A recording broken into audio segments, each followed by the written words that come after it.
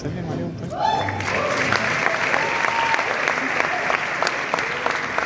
مساء الخير عليكم. طبعا اهلا وسهلا بكم في الدوره، يعني دوره 16 لمهرجان المسرح القومي المصري مهداه باسم الفنان العظيم عادل امام. الحقيقه انا هقدم فنان انا بحبه جدا جدا، يعني على المستوى الشخصي والفني. هو فنان من طراز خاص، اسطى من مستويات التمثيل.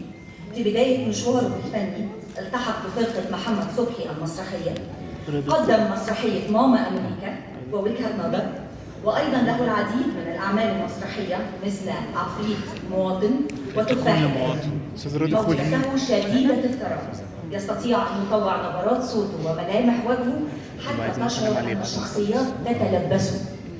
قدم العديد من الاعمال المسرحيه والسينمائيه والتلفزيونيه، فهو علي الزناتي في طيور الظلام، هو عبد العال في راية وسكينة، هو العمدة في جزيرة غمام، هو بابا المجال رياض الخولي.